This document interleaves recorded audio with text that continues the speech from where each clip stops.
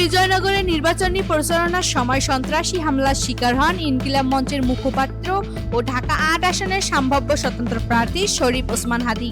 গুলিবিদ্ধ হয়ে গুরুতর আহত অবস্থায় তাকে তাৎক্ষণিকভাবে ঢাকা মেডিকেল কলেজ হাসপাতালের জরুরি বিভাগে নেওয়া হয়। পরে অবস্থার অবনতি হলে উন্নত চিকিৎসার জন্য তাকে এভারকেয়ার হাসপাতালে ভর্তি করা হয়। চিকিৎসকদের পরামর্শ সেখান থেকে তাকে সিঙ্গাপুরে পাঠানো হয়। দীর্ঘদিন ধরে চিকিৎসাধীন থাকার পর শেষ পর্যন্ত সিঙ্গাপুর জেনারেল হাসপাতালে চিকিৎসাধীন অবস্থায় ইন্তেকাল করেন শরীফ ওসমান হাদি। পারিবারিক সূত্রে জানা গেছে, তার মরদেহ বহনকারী বাংলাদেশ বিমানের একটি বাণিজ্যিক ফ্লাইট শুক্রবার স্থানীয় সময় বিকেল ৩:৫০ সিঙ্গাপুর থেকে ঢাকার উদ্দেশ্যে রওনা দেবে।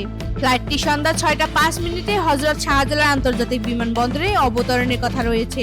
মরদেহ দেশে পৌঁছানোর পর আনুষ্ঠানিকতা সম্পন্ন করে শনিবার তার জানাজা অনুষ্ঠিত হবে। জানাজা শেষে পারিবারিক কবরস্থানে তাকে দাফন করা হবে।